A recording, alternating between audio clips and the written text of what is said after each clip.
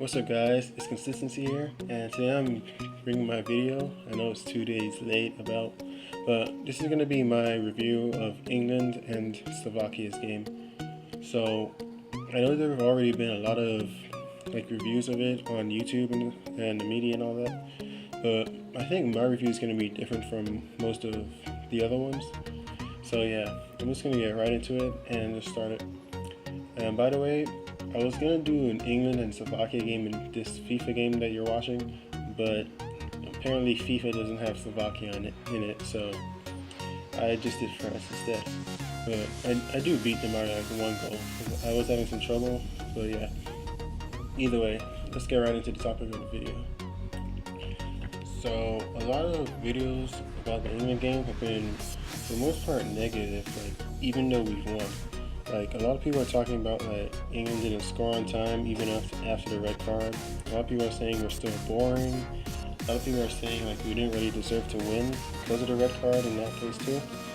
But I really don't feel like that. I mean, when I watched England, I was pretty satisfied with what I saw.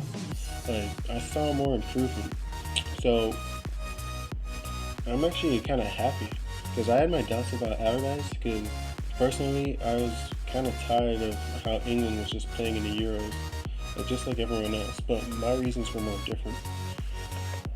When they signed Allardyce for a manager for the England role, I was a little upset because we were signing another English manager and another ex-Premier League manager.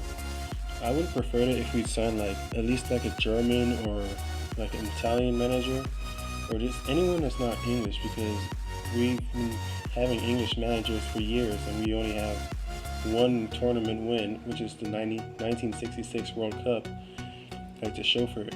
And that's 50 years ago?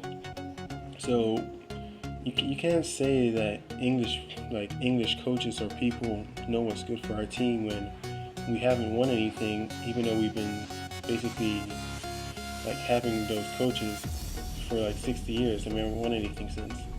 And even when we did win, it was on our own home turf, and home field advantage is a thing. So, this game really changed my mind about what I thought about Allardyce. I thought he was just going to be another England manager, just picking talented players, putting them in a team, and not really having a real game plan and not know how to use them.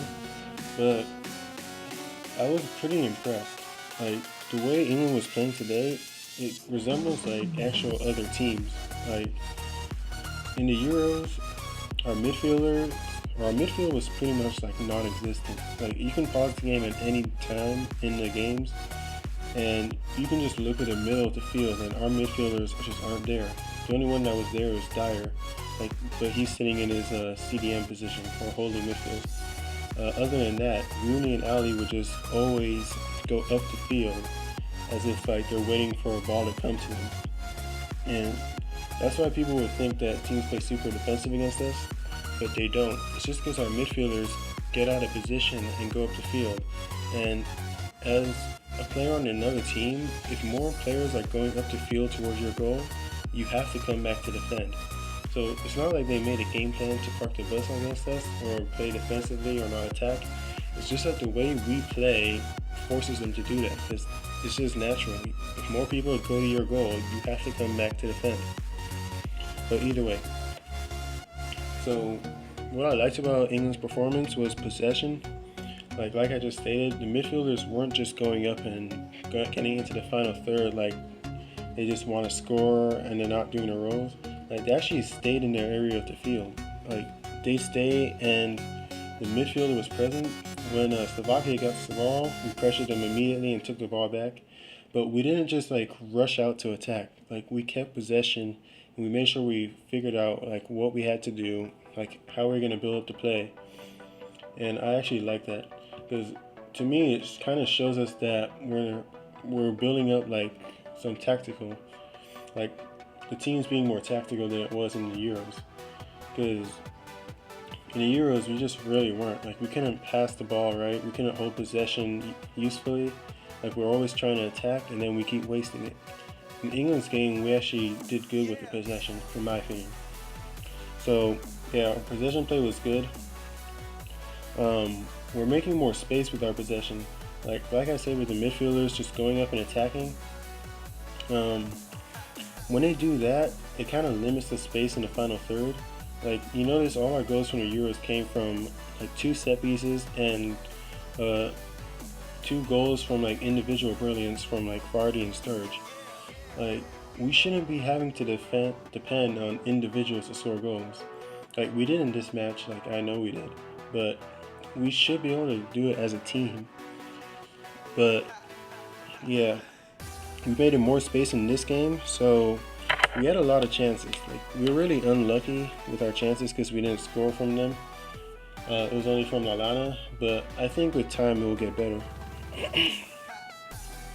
So yeah, my only problems with like England in this game was like we're crossing the ball like way too much. Like we're passing the ball, we're getting that right, but every time we get into the final third, rather than just like beat defenders and dribble inside their box and like give them problems, like we want to cross it. Like we can pass the ball on the ground. Like nothing's wrong with that.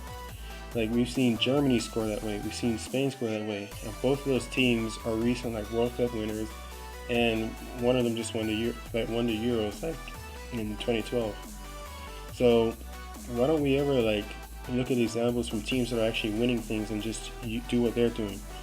Like our old style of play, like the old English style of play, is just not working for us, and we have nothing. We have no silverware like to prove that it actually does work. So I think that we should kind of not cross the ball so much. I think like we have skillful players like Kyle Walker. Like he was juking players out like nothing in the Euros. Like he was beating defenders and everything. So I don't know why he can't just use that talent and just get inside their box and dribble. Because if he can beat like two defenders, what's to stop him from going all the way and scoring? Plus, when you get inside the box, you drag the other players out of position. You make them panic. They don't want to tackle you because if they do, it's a penalty. So why don't we just cause problems like that? I mean, other teams do it to us. Other than that, the only other problem I really had with England was our center backs or center halves, like Cahill and his name Stones. Sometimes they get too far up the field, and like one time Stones got up the field and then he fouled someone and gave away a free kick. So I'm just wondering like what happens if he does that again, but the other team takes the free kick quickly and then we get scored on the counter. So that's just my only problem with England. Like that's my only like last problem with them. All in all, I think I'm pretty satisfied with how England played. If you're kind of like upset that we didn't beat Slovakia because they're like a weak team, like honestly, we're not like up there with the best teams. Like we've already shown in tournaments that we can't score goals. Like we can have the best players in the Premier League, we can have the players who are doing good for their club, but we just can't score goals, and that's our problem. Because we just need to fix our system, and I think, in my opinion, I think that we're making steps toward fixing our like the way we play and opening more space so we have more chances and we'll score more goals. Um, I just think we have to give it time, and I think the team will improve with time. Like we just have to be patient. Um, I think if this team that we had, like if we went into the Euros with this team, I actually think we would have gotten much further because we're playing better, we're finding more space, and we're just doing better. So yeah, I think we're not like up there with the best teams. So a 1-0 win over teams like Slovakia and other teams is good enough. But I think over time, like probably by like next or by the end of this year, if we're not beating teams by more, then we should be a little bit concerned. But right now, I think it's a good start for a new manager and a new team that's playing like differently, or not necessarily a new team, but like a new style of play. So guys, the only thing I'd change about this England team, just to wrap this up, I would bring Luke Shaw back into the squad because he was pretty fantastic for Man U like last year, like right before he got injured. Like unfortunately, like, I really wanted to see him in the Euros, but when he got injured, I already knew that we probably wouldn't see him, and we didn't. So I don't want to see him back in the squad because he's a really good player, and I think he'd do well, like with how we're playing now. Also, I think Chris Smalling, because Cahill and Stones, they're good for playing out from the back, but Cahill, he chokes up, like he chokes a lot, honestly. Like Slovakia wasn't giving us too many problems on attack because we were dominating possession and we didn't really like let them hold the ball or touch the ball at all. But um, if we do play teams that have a lot of like good forwards that really bring the attack to our defense, like better than Slovakia does, like I'm pretty sure we'll see we'll see Cahill choke. Um, Stones is good, but then again, I think he could be better defensively. So I think if we brought Chris Smalling in, like he's probably a little bit better with playing out from the back, just because he's been playing with Van Gaal for the past 2 seasons. So he's better at playing out from the back, and he, in my opinion, he's better defensively than both of those two. So I'd like to see him back in the England side. Hopefully it's just because he just came back from injury and he hasn't been playing like that much for Manu. But yeah. Another thing I'd bring or I change is Rashford. Like I don't understand why Rashford was like kicked from the squad and brought back to the under 21. Like he's a good, dependable striker that England should use. He did play under Van Gaal, so there's no question like whether he can play like with how we're playing now, and there's no question if he can handle the pressure because he scored on his debut. So I think Rashford's a good player, and basically he's a fit Sturridge.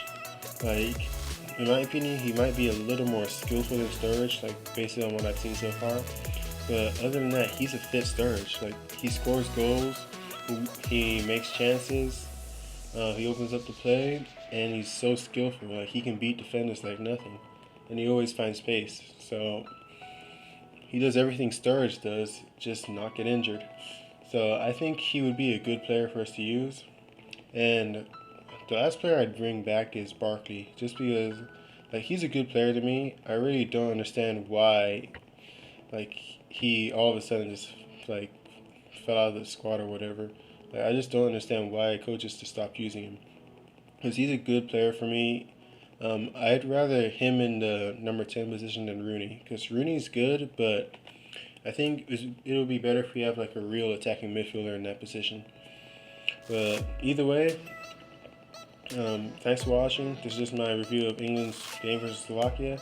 I'm just glad that I ended right when this game ended, so I'm not going to go over. Anyway, like if you like this video if you liked it. Subscribe if you want to see more of my content. And yeah, consistency out.